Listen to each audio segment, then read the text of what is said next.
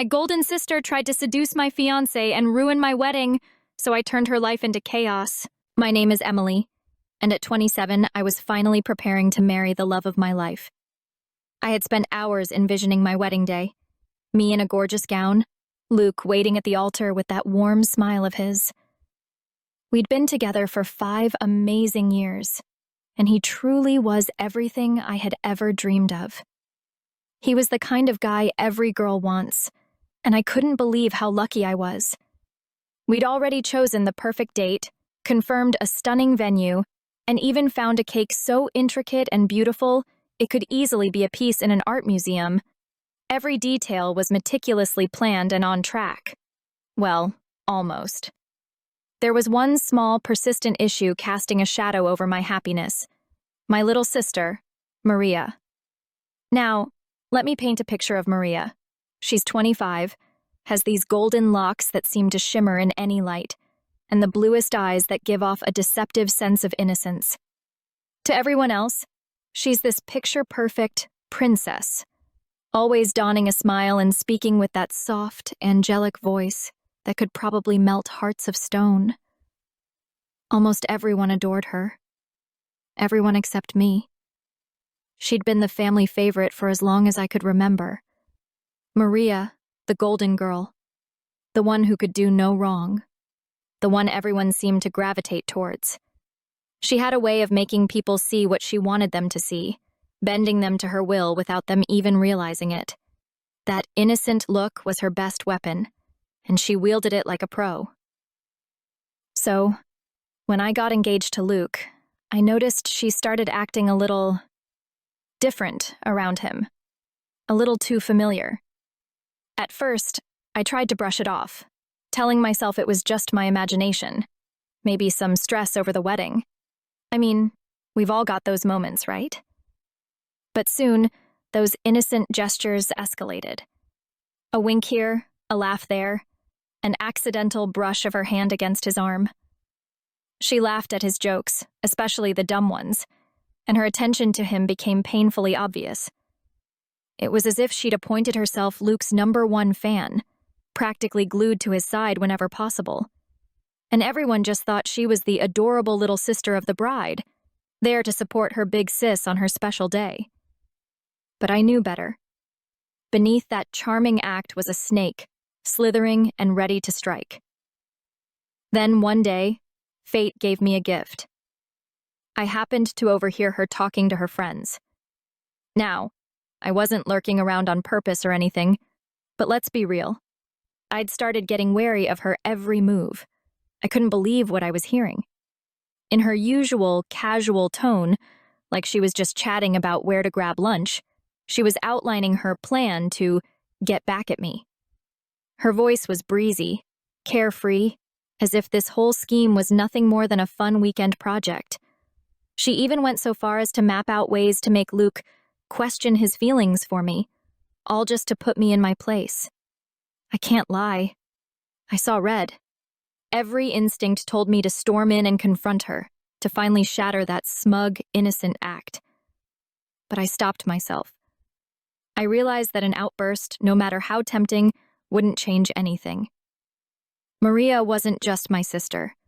She was like some twisted Disney princess, all charm and sweetness on the surface, but devilishly clever underneath. If I wanted to handle her, I needed more than just anger. I needed a strategy. Something that would finally expose her for who she really was and put an end to her games once and for all. Maria is a master of 2 things: weaving lies so skillfully that they're practically invisible and wearing the perfect, sweet sister mask. Once she decided that Luke should be hers, it was like she activated a whole new level of effort, chasing him as if she'd been promised a betrayal bonus. Around the family, she played her part to perfection, smiling warmly, cooing about how she just wanted to help with my wedding, making herself indispensable with that innocent, wide-eyed look. But when no one was watching, she was a different person entirely, dropping calculated hints and planting seeds of doubt, trying to turn Luke against me in the slyest ways possible. Her strategy was simple but infuriatingly effective. You know, she'd say to him, voice dripping with sweetness. You deserve someone who really sees the best in you. Every time she delivered these lines, her eyes sparkled with a barely concealed smugness, as though she could already picture herself in my wedding gown, standing in my place. It was like she believed she was the true prize, that I was simply keeping Luke warm for her. But her mind games didn't stop there. As if her words weren't enough, Maria went so far as to orchestrate fake conversations with him. She'd send him texts pretending to be me, using my number through some app or trickery I hadn't even thought she was capable of. Suddenly, Luke was getting messages where I seemed to doubt our entire relationship, questioning if we should go through with the wedding, even suggesting a break. They were just subtle enough to sound like real, honest doubts, but crafted to shake him up, to make him look at me differently. And it worked. Soon he was coming to me with these unsettling questions, looking at me like he was afraid I'd leave him. Are you really happy with me? He'd ask, his eyes filled with worry, like a kid about to lose his favorite toy. When I finally discovered what was happening, my jaw practically hit the floor. The audacity, the sheer nerve she had to go that far, pretending to be me in an attempt to rip us apart, it was staggering. I was livid. But even more than that, I was shocked at the depths of her schemes. She wasn't just trying to ruin my wedding. She wanted to break us apart, down to the last piece, with her clever, twisted little games. After hearing that conversation, I knew Maria wasn't going to stop. She was in this for the long game, prepared to keep pushing until she got what she wanted. Suddenly, she developed this urgent need to be involved in every single wedding decision. And I mean every single decision, especially the ones where I'd specifically avoided her opinion. But there she was, fluttering her lashes with that innocent expression, pretending it was all about helping me out. First, she practically begged to try on my wedding dresses, insisting her amazing taste could help me choose. Right. Because obviously, who would know my wedding style better than my little sister, who thought my life was just a rehearsal for her starring role? But her theatrics didn't stop there. The real show came when Luke was around. One evening, she sauntered up to him with that mischievous gleam in her eye and delivered her latest line. Luke, are you really sure you're making the right choice? She asked, leaning in close and dropping her voice. You know, I've always thought we matched in style perfectly. She threw in a playful wink for good measure. Luke chuckled, treating it like a joke, but I was done laughing. There was nothing innocent in her tone, her look, or the way she kept getting in my space. It was clear as day that every move she made was planned, crafted to make me feel like I was an extra in her performance, while she stole the spotlight. That's when a light bulb went off. If my golden sister was so eager to have a stage, I'd give her one. But this time, I'd be the director, and she'd play the role exactly as I wanted.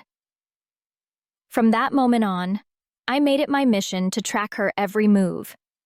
I started taking notes on her accidental encounters with Luke, the lingering looks, the not-so-subtle remarks she'd slip in whenever she thought no one was paying attention.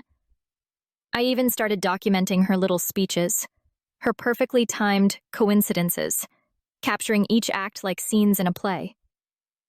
I knew I needed evidence to expose her, to finally unveil the real Maria to everyone who saw her as the flawless, golden child. She had no idea that her perfectly crafted persona was crumbling from the inside out, that each flutter of her lashes was as transparent as a cheap glass window to me. Little did she know, I was more than ready to play the part of the audience and the judge, waiting for the perfect moment to bring the curtain down on her twisted show. So one day, when Luke was supposed to meet me at a cafe after work, I happened to be a bit late. You know how it goes. Final touch on the makeup, forgetting the purse by the door, a coworker wanting to chat about something trivial. So I'm running late, already picturing a perfect evening with Luke in my head. I walk into the cafe and bam. There's Maria, sitting with him as if frozen in a romantic movie frame. She had somehow, coincidentally, shown up at that exact time and place, happened to see Luke, and decided to just join him. Smiling from ear to ear, 2 hot coffees in hand, with her hand casually resting on his shoulder like he belonged to her. And Luke, being the sweet guy he is, didn't suspect anything and just sat there like a deer caught in her headlights. Standing in the doorway, my hands started shaking with anger, and I could almost hear a snap in my head. This was the last straw. When Maria noticed me, a sly grin flashed across her face, as if she was the lead in a cheesy drama and just couldn't let this scene go. But she didn't even stop her conversation with Luke, taking her sweet time to wrap it up. I walked up to her, positioning myself right in front of her and glaring at her. She was clearly enjoying this, stretching out every move until I ground out, "Maria, what's going on here?" And guess what she replied, without a hint of shame. "I just wanted to get Luke a coffee, Emily. What's the big deal?" Just like that, all innocent, as if nothing had happened. That's when I knew enough was enough. If she was willing to play dirty, it was time for me to take it up a notch. After the coffee shop incident with Luke, I had no illusions left. Maria had apparently decided it was better to go down in history as the homewrecker than just the bride's sister. Her goal was clear: ruin my wedding. Well, if she wanted to play this game, I wasn't backing down. I turned to my childhood friend Rachel, who, to be honest, was a master manipulator. Rachel could teach a course on how to make people look terrible, with a distinguished career award. We made a plan. Set up a situation where Maria would embarrass herself so thoroughly I could enjoy my wedding in peace, without worrying about her tricks. First step: the bachelorette party. Naturally, I invited Maria. How could I not invite the golden sister, who would surely be unable to resist playing the star? Rachel and I knew she'd show up in full sparkle mode and start putting on her charms. And sure enough, she showed up as the goddess of the night, fanning herself and flashing a smile like she was the guest of honor. I watched her from a distance, and I must admit, the show was top-notch. Maria shamelessly flirted with anyone who gave her attention. Her confidence didn't stop at flirting. Her jokes crossed every line. And all this while she was supposed to be my sister, while I was the bride. Every time she threw out a nasty comment about me, Rachel discreetly recorded it, like a professional spy. She captured Maria's mean comments about me, her shameless ambition, and her inappropriate hunger for attention. Rachel and I exchanged grins, barely holding back laughter. We had it all: proof of her real attitude toward me, her scandalous behavior, and her barely disguised ambitions that went well beyond sisterly love. After watching the recordings from the bachelorette party, I realized Maria was perfect for this role. She had no idea she was digging her own grave. But we needed something even better, something that would be impossible to deny. That's when Rachel came up with a brilliantly simple idea: set up a conversation with Luke where Maria would reveal her true intentions. The plan was simple. Rachel would play along and subtly encourage Maria to show her cards, suggesting that maybe I wasn't the best match for Luke and that he deserved someone better. We chose a cozy cafe where Rachel and Luke would accidentally bump into Maria. Rachel started with a subtle comment, almost offhand.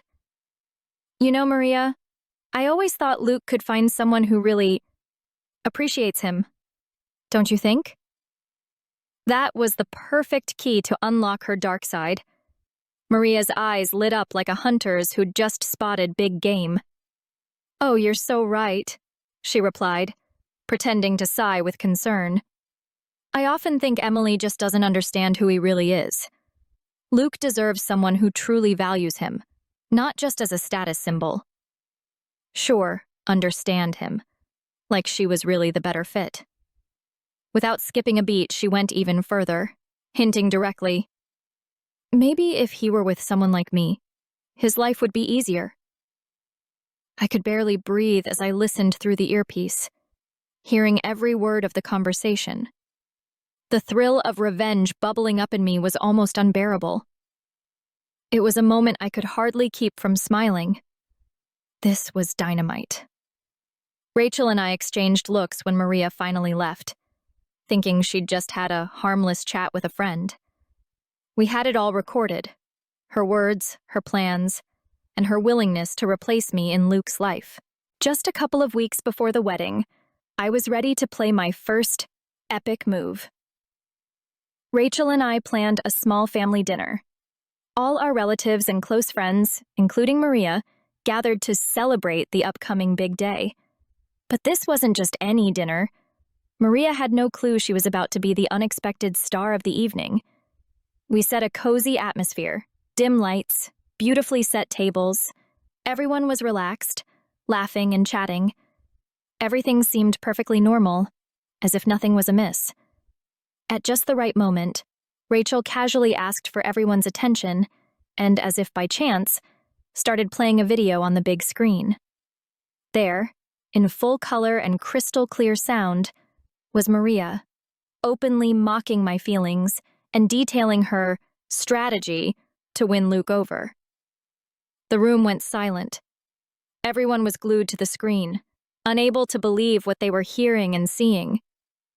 I caught a glimpse of Maria's face turning as pale as winter snow, as if she'd just been doused in icy water.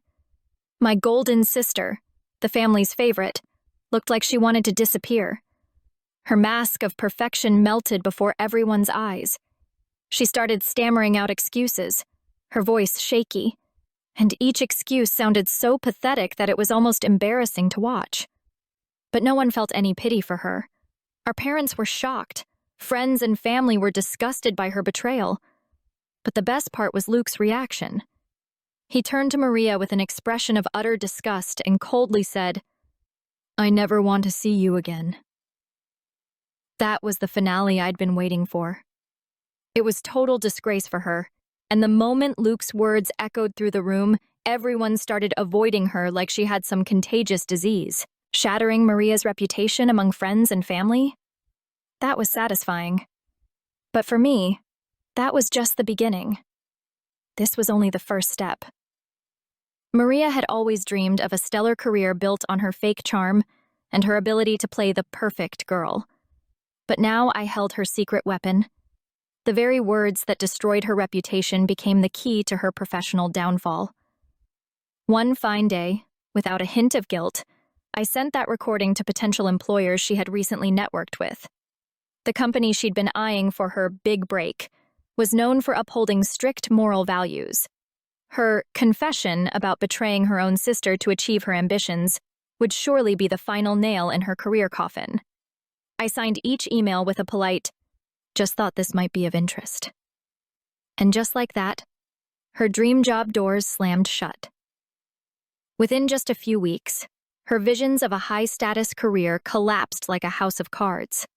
No new offers, no apologetic emails, just a complete void.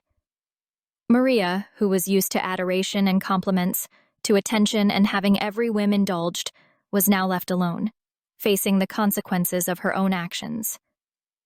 Every time I heard her complain about her unfair situation, I had to stifle a laugh. Watching her downfall was the best feeling in the world. Knowing her own schemes had been her undoing. Meanwhile, I relished every moment of preparing for the wedding, knowing that no amount of her meddling would ruin our day. And when I finally married Luke without a hitch, Maria was left empty-handed, isolated, and facing the consequences of the mess she'd created for herself.